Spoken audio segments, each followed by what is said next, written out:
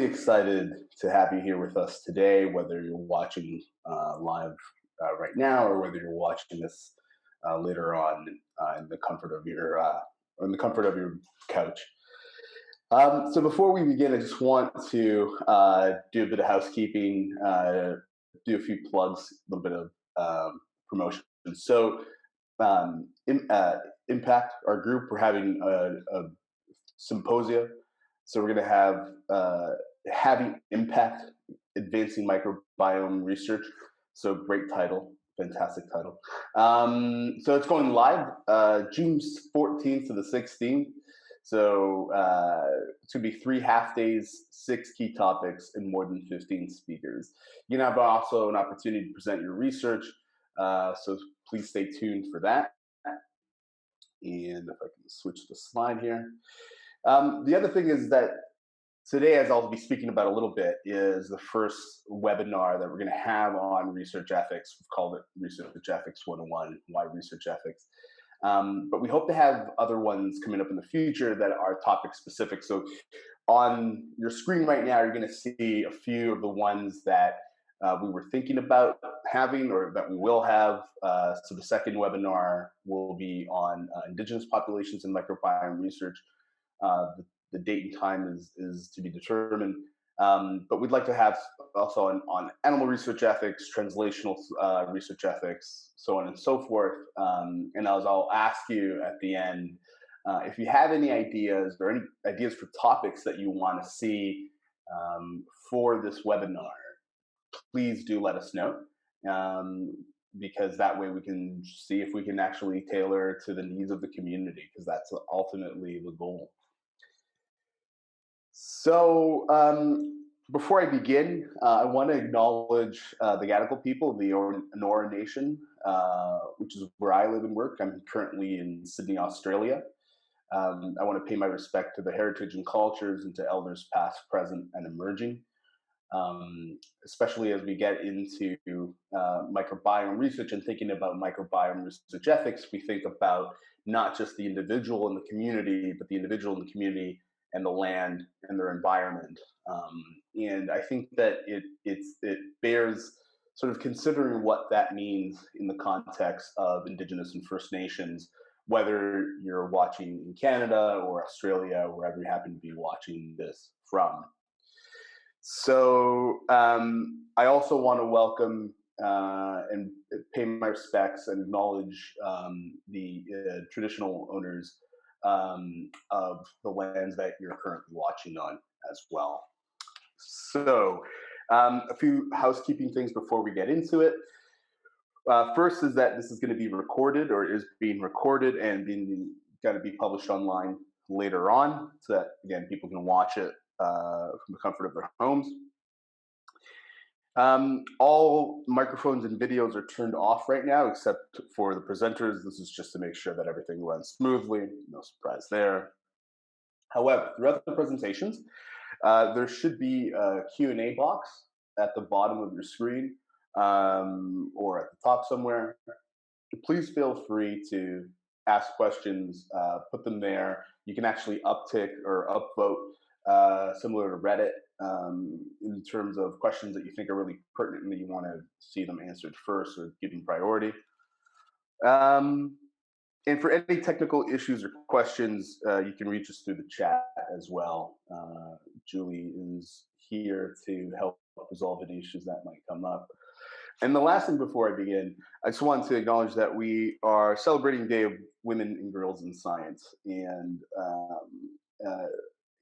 on this day, we're very, very lucky to have Claire and Anita, who will be sort of speaking in the second half of the seminar about their experiences as microbiome researchers on research ethics and some of the challenges they've faced. So really excited that they'll be joining us and providing us with their perspective. So on that note, today's seminar is Research Ethics 101, Why Research Ethics? So what we'll do is I'll speak for, or I'll ramble for another 15 minutes or so. Then we'll bring in Claire and Anita, have a bit of a conversation with them, and then the last 20 minutes will be an opportunity for Q&A with the audience members, with you folks. So please get your questions ready. So the goal for today, from my perspective, is actually quite straightforward. So usually when we think about research ethics, what we think about are filling out forms. We think about research ethics boards. We think maybe about the Tri-Council policy statement, and so on and so forth. What I want to argue, or what I want you to take away today, is that it's not about filling out forms. Even as someone who does qualitative research, social science research, as well as the more conceptual philosophical work, I find REVs painful as well, so my heart goes out to you folks. But research ethics really is about the protection of the research participant from harm in the process of generating knowledge. And it's that protection of the research subject that is front and center. So it's not about filling out forms. It's not even necessarily about informed consent, privacy, and confidentiality, although it is about those things. Data stewardship, those sorts of things are really important. But they rest on more foundational issues. And those are the more foundational issues is kind of what I want to just give you a taste of it today before moving on to having a discussion with Claire and Anita. So I'm just going to bring up a quick case just to try to help illustrate or get our brains working towards this topic. I want to explore just a little bit about what the purpose of research and why we do research. I know that's a really basic question, but it's always good to start from the beginning. The basic concepts of research ethics in Canada. And then I want to spend a little bit of time of what I'm calling the key ethics values or concepts. It's certainly not exhaustive, but I think they're some of the key values and concepts. And then we'll return to the case study very briefly. Okay, so I always like to have pictures that are, in the public realm. And when I typed in microbiome into this Unsplash, which is where you get these pictures that people post that are part of Creative Commons, I posted microbiome. I got these pictures that made no sense whatsoever. When I punched in probiotics, I got a picture of kombucha. So the reason I'm telling you that is just to sort of reflect on what is it that the public understands when we say microbiome or when we say things like probiotics. What are they associated with? What is understood, what isn't understood? That's not necessarily tied to this issue of research ethics, but it is insofar as, when we're doing research, especially with humans, or when we're doing research with humans, you're having to explain what the research project is about. How much, do people already know about microbiome research? How much do people think they know about microbiome research? Anyways, I digress. So as a case to begin with, imagine you are a researcher and there's some evidence that people who live together or work closely develop similar microbiomes, right? So if you spend enough time with people, some evidence that you develop similar microbiomes. I should pause and say at this point, I am not a microbiome researcher, microbiologist or anything of that sort. So please help me and tell me where this case goes awry. So imagine one person's attempt to change their microbiome by taking things like probiotics could be, at least in hypothetically, partly responsible for changing the microbiome of others around them, for better or worse, right? We're not sure exactly which way this all goes. So as a researcher, what would it mean to test probiotics if this is true, right? So there is uncertainty about whether there's correlation between this or what the causal nature of this is. So if you're trying to test this, whose consent ought we to seek? Who's the study subject, right? Is it just the individual that's enrolled in the probiotic study? Is it the broader community? And what can we as researchers be responsible for controlling and what's out of bounds? So part of the typo there. Okay, already time is blowing by quickly, so I'll move on. So what's the purpose of research? So again, we know this already, but it bears repeating because I think a lot stems from it in terms of the ethics and research ethics. So the purpose of research is to generate new knowledge by answering some kind of empirical question. So there's certain assumptions. There's a lot of assumptions, but one of them is that there's an unknown, and that research is often described as a step into the unknown. Right?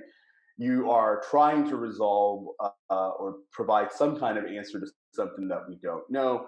So there is uncertainty by the very nature of what it is we do when we do research.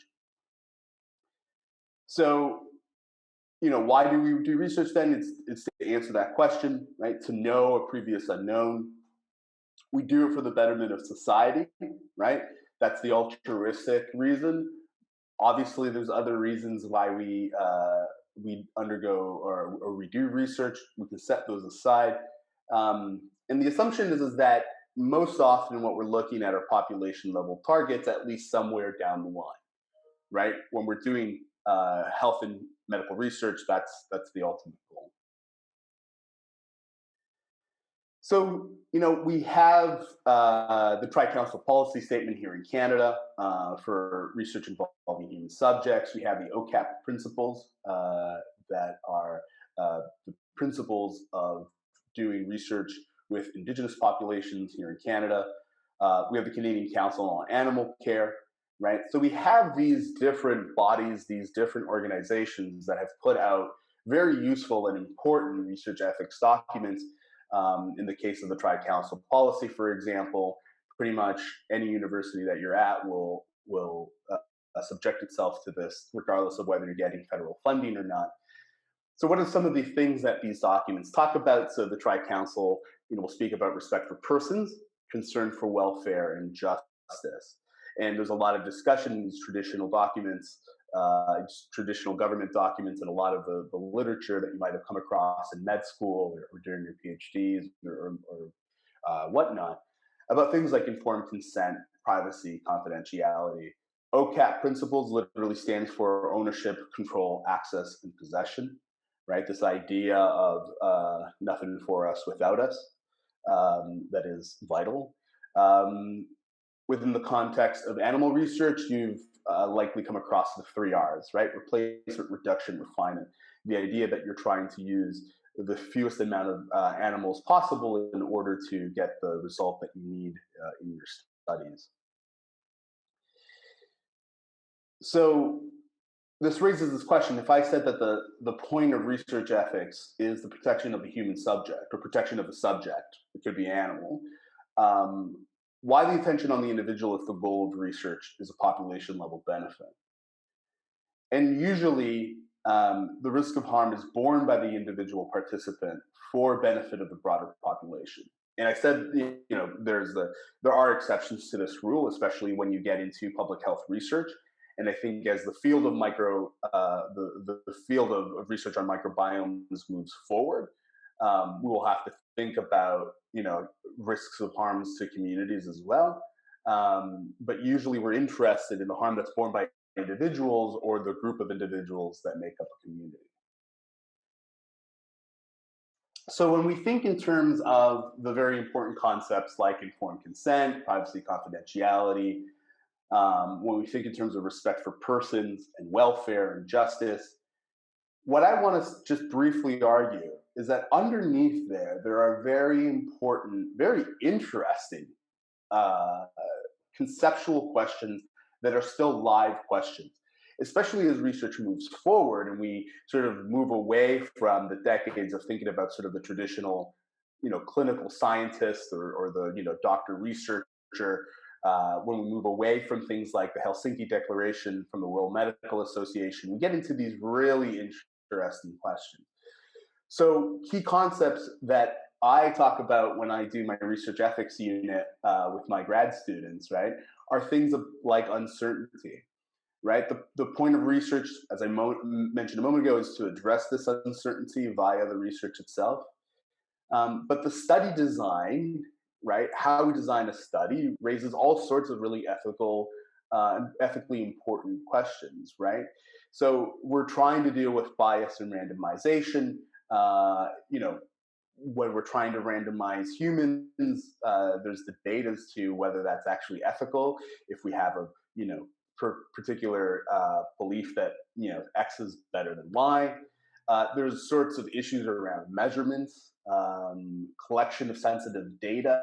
So again, as we move towards human trials, what information are we gathering? What information do we choose not to gather because we feel that that might be too sensitive, right? What does this mean as we move from animal studies to human studies, right? And that translational research. There's a whole host of uncertainty in first-in-human trials. What about that? What extra precautions do we need to take as we move from animal to human studies? Harm, right? We often, and I think correctly, think of harm as physical, but of course we know that it can be non-physical, right? There can be emotional harms, there can be psychological harms, legal harms, so on and so forth. And harm itself is actually, there's a lot of philosophical literature about what is a harm. So some people might say it's a wrongful setback to interests or life opportunities. We don't need to unpack that, although if you want to, we can. Well, the reason I bring that up is just to say that that's a very different sentence than saying harm is merely physical, right? That all we're interested in physical harm, right? So even the idea of what we mean by harm can be unpacked. Risk of harm, right? We talk about usually a risk of harm. We talk about a hazard, right? The thing that can potentially be the harm, plus the probability of it. But in philosophy and in ethics, we often think about also the cause and the distribution of that harm, right? Because there is a priori uncertainty, what justifies the imposition of risk of harm, right? What justifies actually placing the human in a research study, especially early phases, when it's not clear at all that there's going to be benefit to that individual, right? How do we justify that? What are the populations that we go to, right? So indigenous populations, for example, will often claim, and I think rightfully so, that they've been over-researched and that they don't actually see the fruits of their research, so on and so forth. So I think that there's a lot of really interesting questions, not just about harm and uncertainty, but when you put them together about this idea of risk of harm. And finally, the one that you've probably come across in research ethics or in other sort of health ethics courses, bioethics courses, is this idea of autonomy. So autonomy just basically means in a sentence, although there's a lot written about it, that you're self-logging or self-directed or you're giving yourself rules on how you want to live. It has to do with freedom, right? Freedom to do things. It has to do with the choices that you're giving.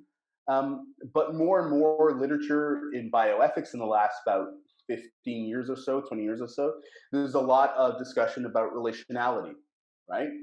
How our autonomy is shaped and how we shape other people's autonomies by being in relationships with them.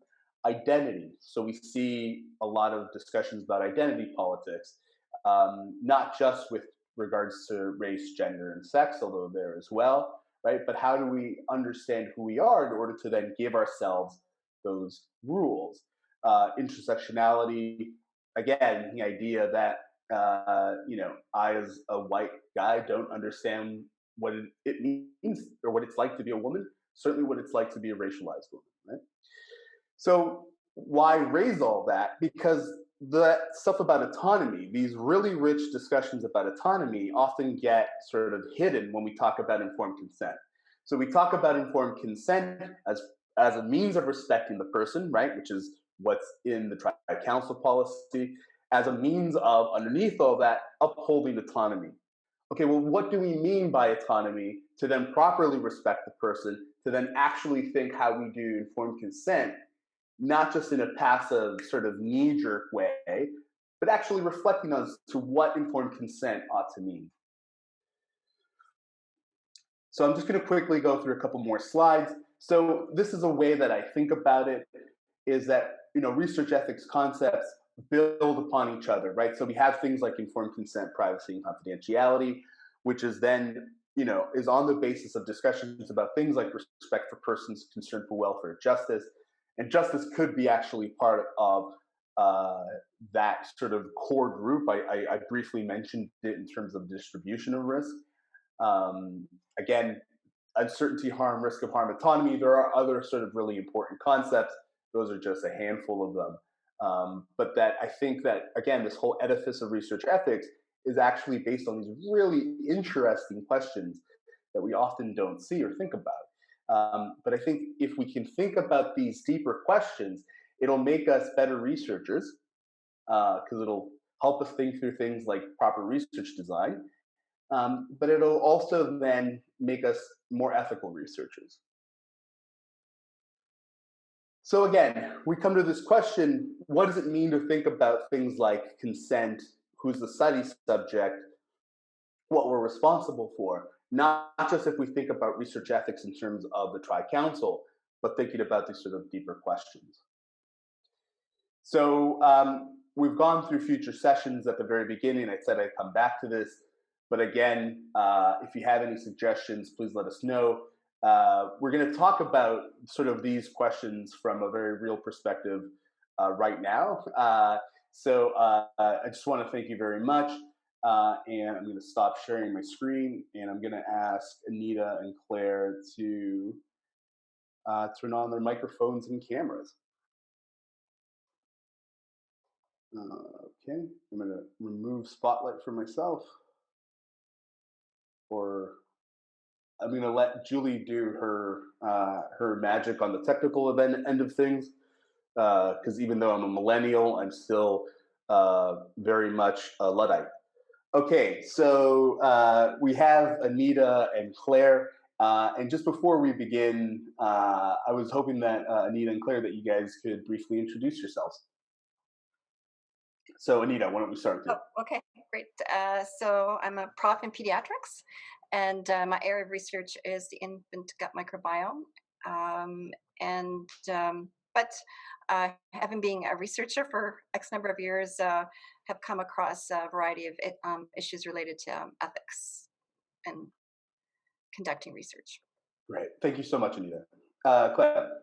Yes, and I'm Claire Arrieta. I'm an assistant professor in the Cumming School of Medicine at the University of Calgary. I'm also a biomedical researcher in the infant microbiome as well. And full disclosure, my two kids are around because it's PD day today, so anything can happen. That's good, right? I mean, that's just like research. You just got to be on top of things and be ready Right. for what can be thrown your way.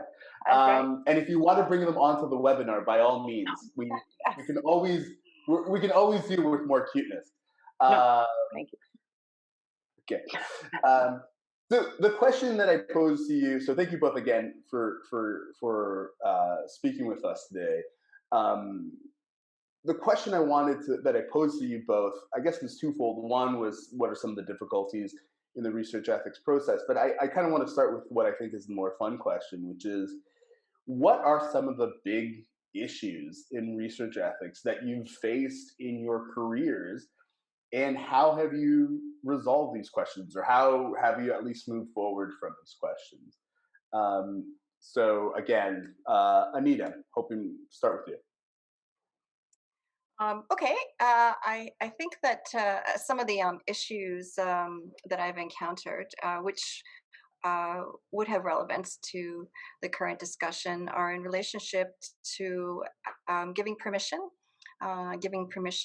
to use. So asking study subjects for their permission to use their data, or what for specifically what aspects of the data. One on the consent form, one presents a checklist of items for which the person agrees that they're fine with having this, for example, blood sample being collected. And then the second part of it is that what they understand is going to happen with that blood sample. Was it going to be used with the original parameters of the research? So should one be specific, or should one be more general, anticipating that research takes time, and over this time period, your research question may change. So you're kind of like, you're thinking ahead. So when you're putting together that consent form, you're thinking about your specific question, because you want to provide as much information as possible to the persons that you're recruiting to your study, because you want to make sure that they are fully informed. And then secondly, we are already thinking about the future of this particular project, or maybe even other projects. So thank you for that. So it's really interesting because, again, this idea of forward thinking really really brings to the sharp relief this idea of uncertainty, right? Yeah. And this idea that you're trying to predict what will happen. I want to pick up on a couple of things that you talked about before asking Claire the same question, which is you talk about making sure the subject or making sure the individuals who participate are fully informed.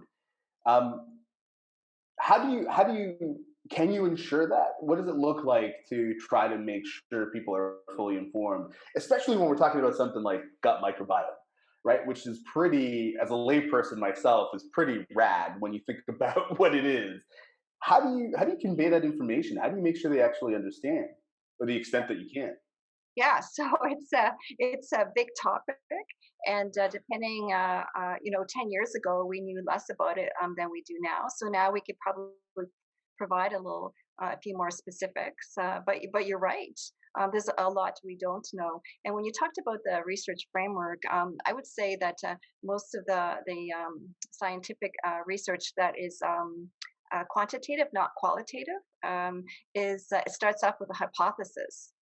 So you're trying to refute a hypothesis. And so if you start off with a hypothesis, then you need to collect what is known in literature.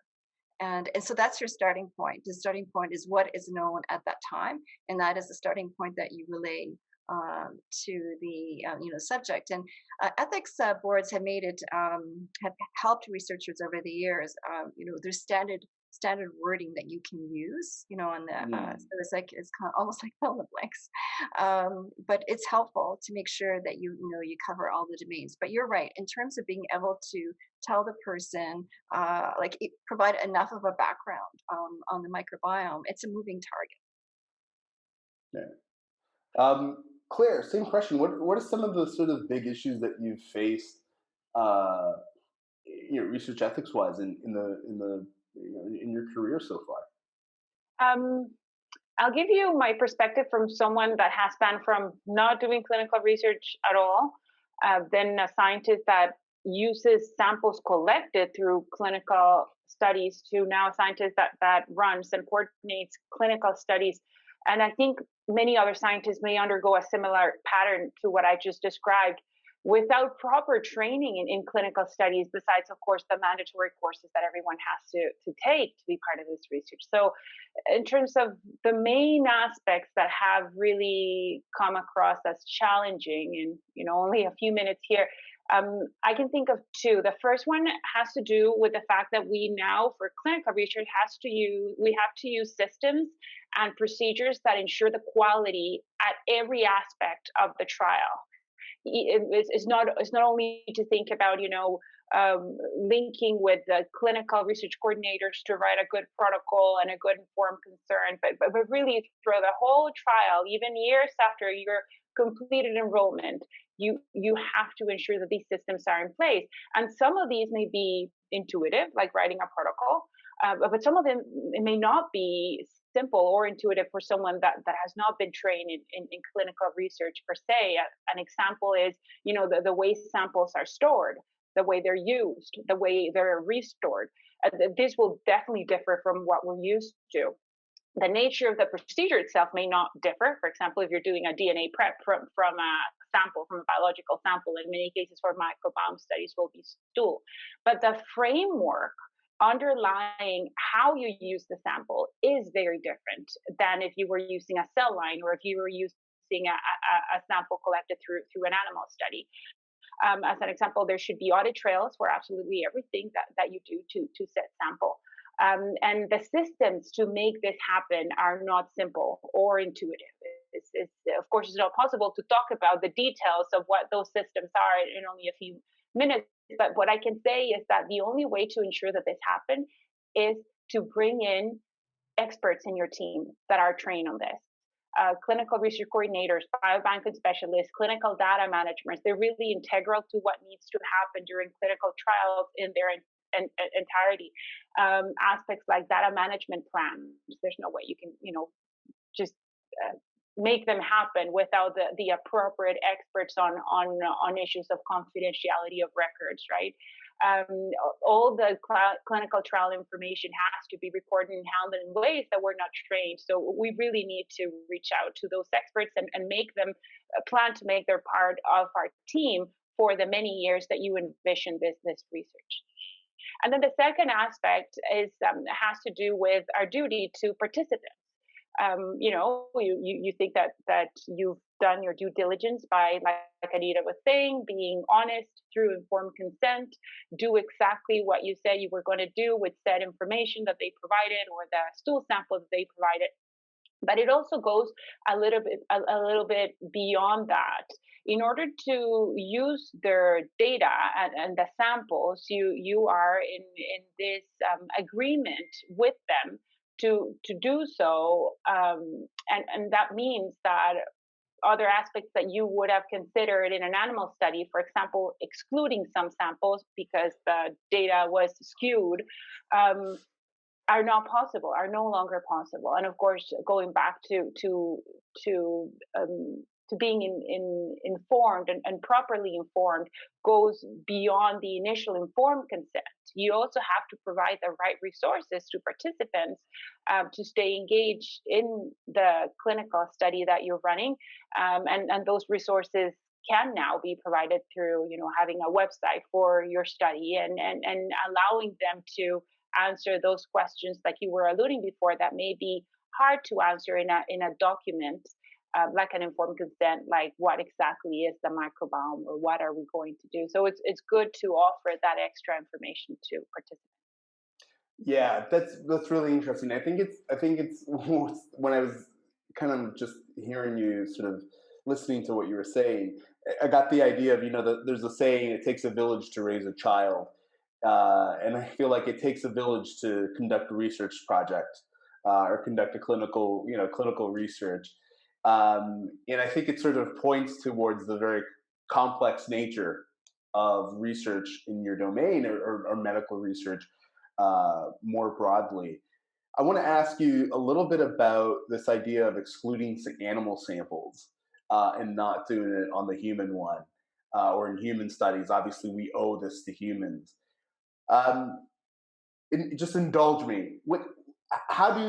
How do you and your colleagues think through the value of a human sample versus the value of an animal sample? Well, integrally, they are different.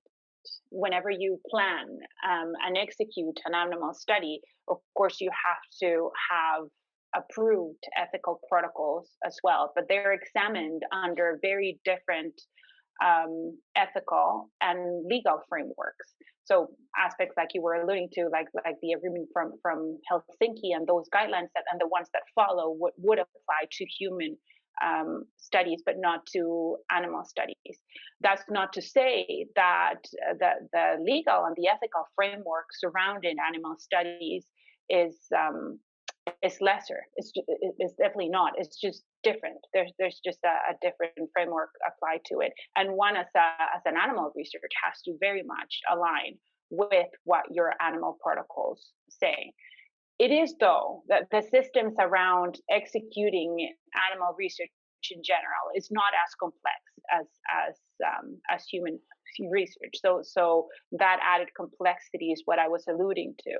But because of the nature of animal research and the fact that you're, of course, allowed to do things and to examine things that you would otherwise not be allowed to do so in humans, there are going to be aspects during the research, the animal research process, that may be more unexpected, and that because of it and following the scientific hypothesis or question that you have at the beginning, you may decide, no, actually this falls outside of what we originally planned and we're going to exclude this group. You are allowed to do that in animal research. Now that may pose a different philosophical issue, which you may be allowing to, right? So how careful should we think about animal studies to try and prevent those situations? Because of course the 3 R's in animal research are really important. We really should only be using animals for those, the number of animals that are necessary to address our original question. Yeah, I think this is fascinating. I think already we're touching on so many different issues that deserve more attention. Um, I was wondering, this is a question for the both of you. You both mentioned data a lot, and whether it was collection of data or Anita, or whether it was sort of the using of data sets, Claire. Why sort of again? I'm gonna ask a really simple question, but I'm curious to see how you answer it. Why is not why is data important? We know why data is important, but why do we treat it with such kids gloves? What is it about data that makes us take really deep breaths and makes us take all these different steps, Claire, that you were describing? What is it about a data set? What are the properties of a data set that make it sit so sacrosanct? Well, first of all, it's precious because it's hard to collect from the perspective of the individual who donates their time. So it's the mom with the infant donating their time to provide the sample. And the researcher who is submitting applications for funding. So by the time all of these things happen, there's a lot of time and effort. Some of it's volunteerism to participate in the study and to provide the samples. And then so you want to make sure that they're kind of used to their the best way possible, under the true agreement. And when you mentioned about that it takes a village to do a study, yes, and the more experts you have involved on your team, I think that the richer, the higher the quality of the study. And one of them, could be in the area of ethics. And so early in my career, I volunteered on an ethics board. And I have to say, this really helped me. I worked clinically before then, but having that experience on the ethics boards, I think just gave me insight. So I wasn't irritated. So when it came to my own study, I wasn't irritated by the requests to comply with this or that, because, I had a full understanding. I'm not recommending that everyone do this because it's time consuming, but there are a lot of experts out there, who've already done the groundwork, and so have put things in place. I mentioned those the ethics forums to make sure you have all the T's crossed and the I's dotted. So they make it more simple for you. But I just remember all these conversations. We had some very interesting conversations on the ethics board that, and so then I have an understanding. So in terms of just getting back to data, so if someone agrees to be in your study, has provided the time and effort, and the sample is precious, you want to make sure that you treat it accordingly, and that it's used within the original parameters that the person agreed to provide the sample. So where there is conflict, I think, and this is in relationship to microbiome research, for example, is the requirement for data to be openly available. So now there's some journals that require when you submit a paper for publication that the data should be there, and that there's an attitude out there by some microbiome researchers, like who are I would say kind of irritated. They are irritated when someone submits a paper for publication and doesn't make the data available because they want access to that data. Because of course it's collected and to provide maximum benefit. I get it, but the data could have been collected under very kind of more of a narrow specification. And so I'm just gonna say one more thing in this regard. Please. In terms of some experience I had where things almost did go awry. So this is a situation, it's not in relationship to microbiome data, it's actually in relationship to genetics data. And everyone is very sensitive about blood and genetics data. This is a situation where I was part of a study, part of like, I don't know how many studies were involved with this consortium, and the idea was with genetics, you need lots of data. The data was like pooled, and then each project had the original consent form and the parameters. If someone wanted to use the data, they needed to deal with a data custodian to make sure if their project fell within the parameters. Turned out that there was one data request fell through the cracks. And so the researcher already had the data, the data from this consortium, and wanted to. So these data were collected, for example, I'm just going to pick any condition, it was like some kind of chronic, it's like a physical Right, health. right. Yeah. But the researcher was interested in a mental health issues. So the researcher was interested in the control samples that were going to predict a mental health outcome. So you can actually now think about the microbiome. Okay, so microbiome data are collected in studies, say related to allergic disease and asthma. Okay, and then so they're made available into this repository. Right. And so the checks and balances are in place in terms of permission. But what if someone wants to use the data from the control sample, for example, in their study of the microbiome and mental health? Okay, so it's not within the original constraints of the consent form. It's not a physical health. It's like mental health that has stigma and has many other aspects associated with it. So you can. So if you were the mom of the infant, of the child, and you gave permission to have the data included, and now that data is being used to predict some mental health condition. I don't know. I think we need to think about those possibilities. Yeah, no, I think those are really interesting. You've raised a lot of really interesting points therein, but I think it's interesting, this tension that you're sort of alluding to, which is the respect we owe individuals who participate and we collect data from, and respect the time of the people who are working on these studies. How do we maximize it? How do we maximize the use of this data?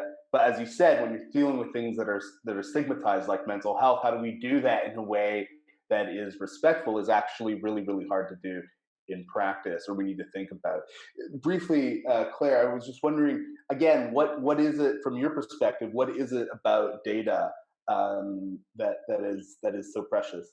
Well, I think that the issue of data, it's absolutely integrated with the two of the pillars of bioethics, which is confidentiality and honesty. You really have to stay true to what you said you were going to do with that data, and you have to treat it confidentially. The issue of open data request is very real for microbiome studies right now. So what I would argue is that when we design or participate in microbiome studies that we know are going to end up being published in this, we almost have to foresee that, and we have to be honest about the possibility of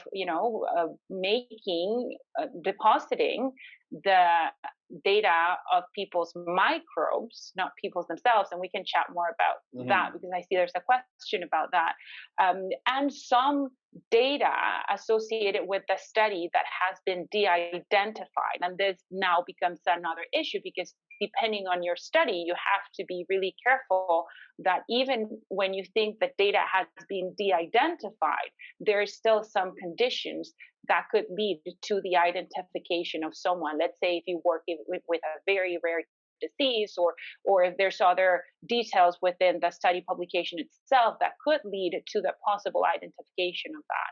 So even before you start a study, and taking into account that you have to be honest with a participant as to where that data will end up being, and the fact that that you need to deposit at least those microbial DNA or RNA samples somewhere, you really need to think about, okay, based on my study, how am I going to design a data management plan that allows me to stay confidential and honest, while at the same time understand that other members of the scientific community may want to use this data for other studies. And of course, if that happens, we always take into account that the person consented for a study specifically.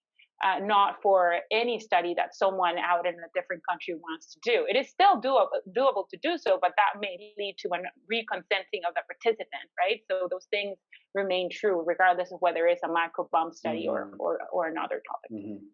So we have two questions from folks online that actually touch exactly on some of the things that we're talking about right now. So Braedon asks a question to the panelists regarding concept of autonomy. In microbiome research, do we consider microbes part of that individual or extrinsic to that individual? What is our duty to the study participants with respect to the use of their microbes? It's a question I think about all the time, since potentially Braedon and definitely myself and as other microbiome researchers, we not only collect those samples, but as microbiologists, we will attempt to culture some bugs growing from those samples. There isn't a framework, and I was discussing this with you, Diego, before, that can guide us as a scientist. The jury's not out as to whether your microbes are part of you in the same way you are part of you. So it's very much still a question that remains in the philosophical realm, but hasn't reached anything further. So right now there isn't any framework. But also to consider the fact that it's not just the microbes, but it's their products. So you collected a biospecimen, you have the microbes and you have the products that they produce, metabolites. So if you collected a blood sample, I think people would say the blood sample belongs to you, and whatever is measured in that blood sample is you. All those metabolites, all those cells are you. So I can see the argument saying, okay, here we have a fecal sample that's being collected, and it's got some metabolites in it, so shouldn't they belong to you? This is from your specimen. Yeah. Why would it be any different from blood? I think the other really interesting thing that's kind of tied into this question isn't just about like their microbes, right? So the participants' microbes, but, and correct me if I'm wrong, you're interested in the relationship between the hosts and their microbes, right? Who owns the intellectual property around this relationship?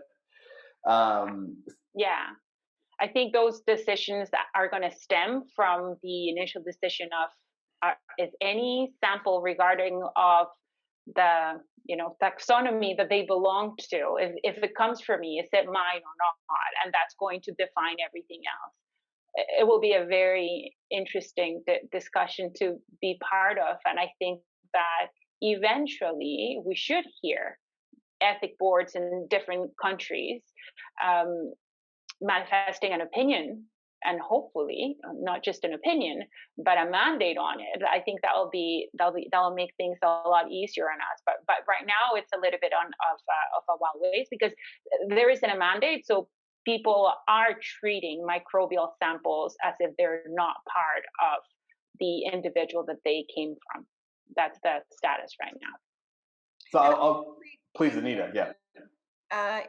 Things are always changing, and even in terms of the ethics boards and what they years ago would have thought was probably not acceptable in terms of some of the ethical principles. So I'm thinking in terms of the original consent form, and then asking individuals to agree to X, Y, and Z, and within these confines of the study.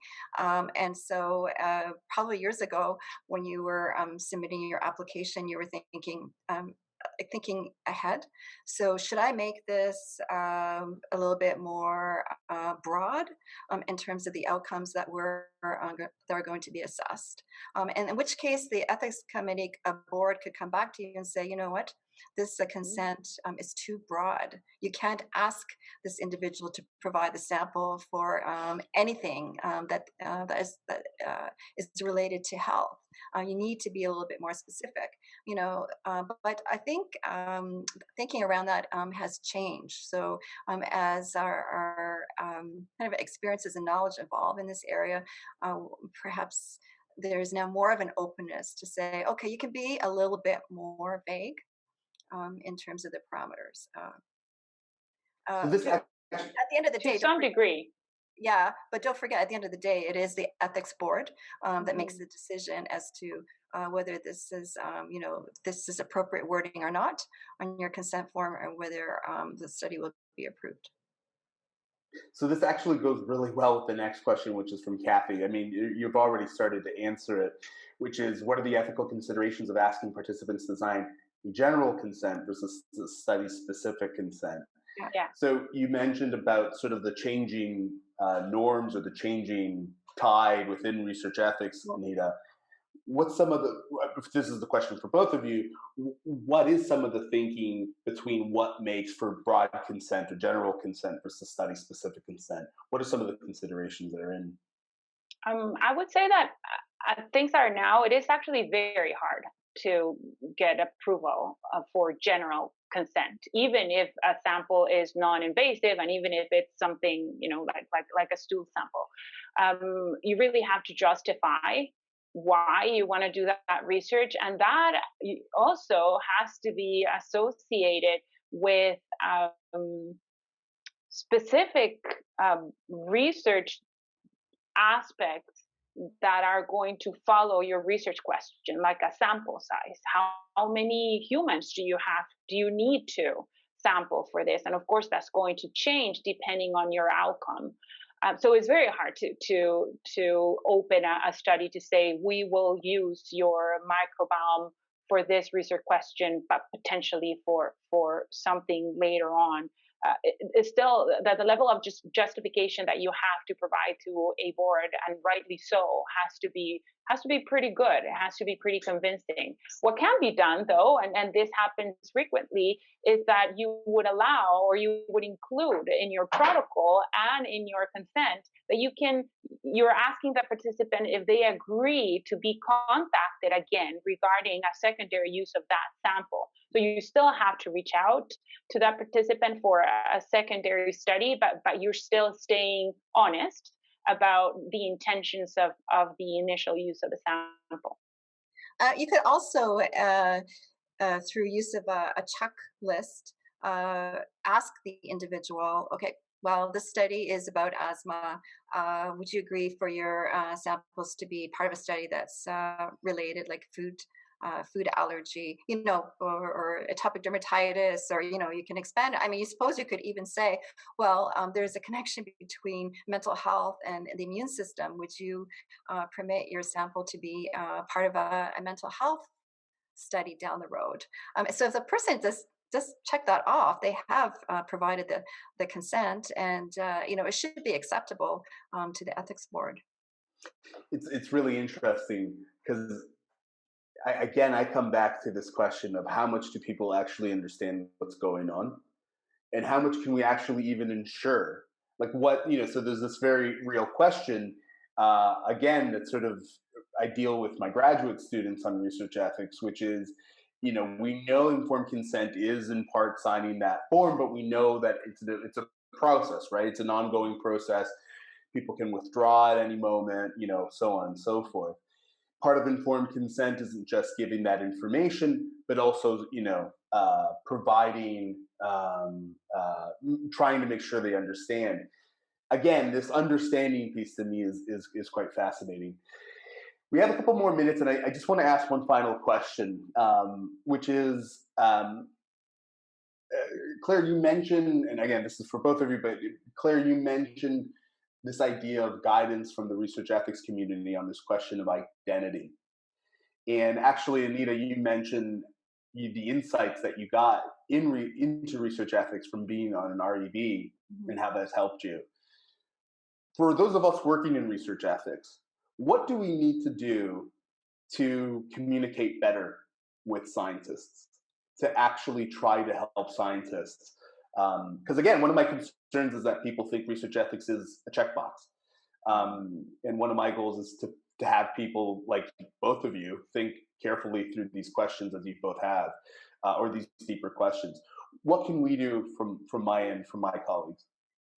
Well, just very quickly, I think case studies are very valuable. I mean, you could talk about things in a hypothetical way that it could happen, but if you actually are part of a situation where it did happen or almost did happen, I think it's very valuable, very valuable for students. Right. I would agree with that. I would also say that the level of training that we receive as clinical researchers, of course, is good. It takes you to know what are the pillars of biomedical researcher and the things that things to do and things not to do. But I think that these should be refreshed as you go in your career and as as things change in the ethics realm. This is something that unless you go out of your ways and try to stay informed, you have no other way. So there was a way to keep you updated with new developments in research and in the research of ethics. That will be super useful for us. That's really helpful, both of those. Thank you. So just keeping track of time, just a few housekeeping things before we go. First of all, I really do want to thank you both for chatting with me. I find this fascinating and really a lot of fun. So I appreciate you guys taking the time to do this. So this concludes the webinar on the basics of research ethics, organized on behalf of IMPACTT, and I always forget what the acronym stands for: Integrated Microbiome Center for Advancing Causation Testing and Translation. It just rolls off the tongue. So IMPACTT is a better way of describing it. We want to thank again Anita. Thank Anita and Claire for joining us. We'll send you an email when we know the recording is available. I've been asked if I can share my slides. I'm happy to share my slides, so I will do that as well. And Julie will be sending all of that. Again, please check our website for upcoming talks. 2020 threw a wrench in our planning, but 2021, we kind of know we're still going to be at home for a while, so we're planning accordingly, and just keep an eye on the website for all that. Again, thanks to the panelists and for you who are online participating or watching at home. Really appreciate you taking the time. Again, let us know what you want to hear about going forward, and we'll do our best to satiate that. Thank you very much. Have a great day. Thanks, Anita. Thank you. And thanks. Bye-bye. Very enjoyable. Bye, everyone.